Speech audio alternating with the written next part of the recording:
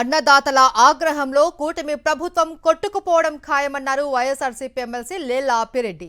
తమ బాధలు చెప్పుకోవడానికి రైతన్నలు రోడ్డెక్కారని చెప్పారు. అన్నదాతలు యూరియా లేక గిట్టుబాటు ధర లేక అల్లాడుతూ ఉంటే సూపర్ 6 సూపర్ హిట్ అనడానికి సిగ్గుండాలి అన్నారు. కూటమి ప్రభుత్వ కుట్రలు, పోలీసుల ఆంక్షలు అన్నదాత పోరును ఆపలేవన్నారు.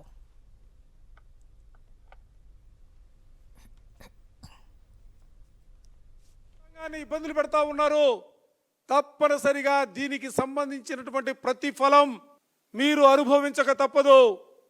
కూటమి ప్రభుత్వం కొట్టుకుపోవటం అనేది భవిష్యత్తులో రైతాంగం వాళ్ళు ఇచ్చే తీర్పులోనే మీకు స్పష్టంగా కనబడబోతుందన్న అంశాన్ని కూడా ఈ సందర్భంగా చెప్తా ఉన్నాం.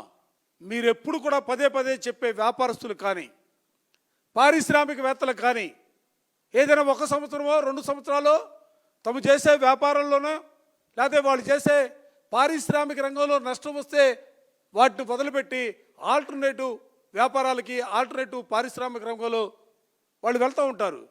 కానీ ఇక్కడ గమనించాల్సింది, రైతాంగానికి 1 సంవత్సరం నష్టం వచ్చినా, 2 సంవత్సరాలు నష్టం వచ్చినా, 3 సంవత్సరాలు నష్టం వచ్చినా రైతు నమ్ముకున్నటువంటి భూమిని వదిలిపెట్టి ఎక్కడికి పోడు. ఆ భూమినే నమ్ముకుంటాడు, ఆ భూమిలోనే వ్యవసాయం చేస్తాడు.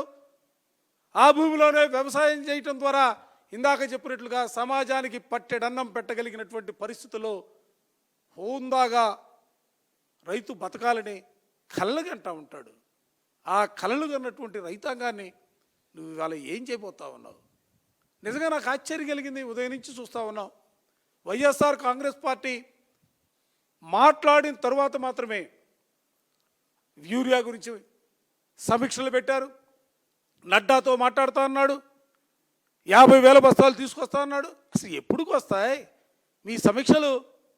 ఎవరి ప్రయోజనాలను కాపాడటం కోసం? ఇవాళ వాస్తవానికి ఖరీఫ్ సీజన్లో 60% మంది రైతులు మాత్రమే పంటలు వేశారు. కనీసం వేసినటువంటి 60% మంది రైతాంగానికి సంబంధించి యూరియాని సరఫరా చేయటంలో ఈ ప్రభుత్వం ఘోరంగా వైఫల్యం చెందింది.